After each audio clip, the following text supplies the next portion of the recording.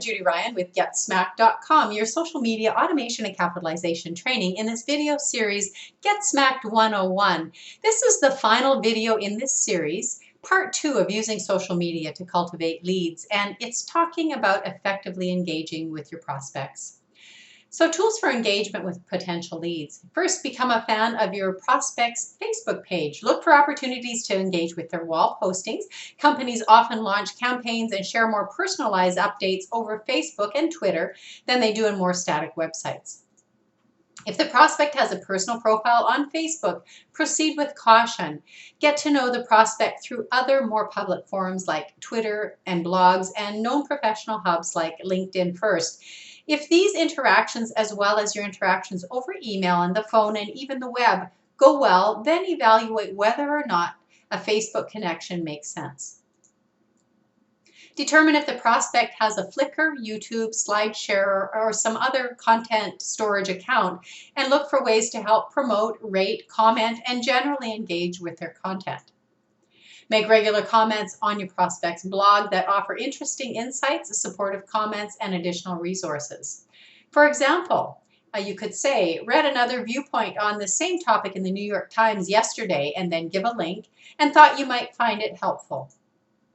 If blog allows, register as a user and fill out a complete profile with your full name, a photo, and of course use a real photo in the case that you actually get to connect in person, and your email and the place of your company website.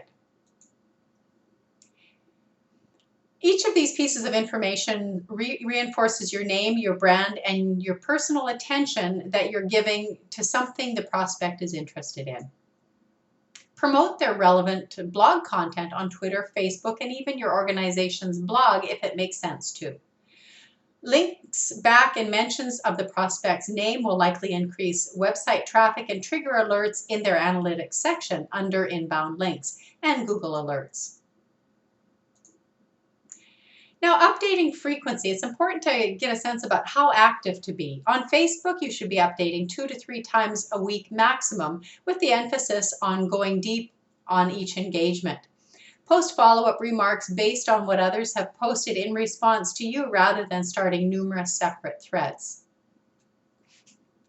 Best days to post are Monday through Wednesday as peak days. Online traffic it declines on Thursday, Friday, and Saturday, with the lowest engagement day being Sunday. This is directly linked with access to computers at work for non-youth segments, as well as weather and holidays.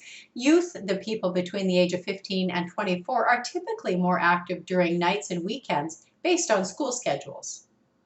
For Twitter, post daily, knowing that, like Facebook, traffic is heaviest Monday through Wednesday. Balance the type of content you're posting. 80% should be supporting the community you're trying to engage, and 20% of the content can be directly promoting and discussing your organization's goals for that week. So blog, YouTube, TwitPics, Flickr, and SlideShare should all be updated on an ongoing basis, ideally daily or weekly, with as much relevant and quality content as possible. Without these content engines, your company is left with pure text on Twitter and closed garden on Facebook. Second only to human participation, content is going to be the most important deciding factor in customers taking notice of and interest in your organization. So some final thoughts. Don't overdo it. Engaging too often can actually be counterproductive to your efforts by annoying your prospects. On Twitter, all @messages that you post with their handle in it go directly to their public inbox, and they're likely to be picked up by their monitoring efforts. Aim to retweet a prospect no more than twice every 7 days. Be genuine, and this is absolutely key. Make sure that you are retweeting something which is genuinely of interest to you.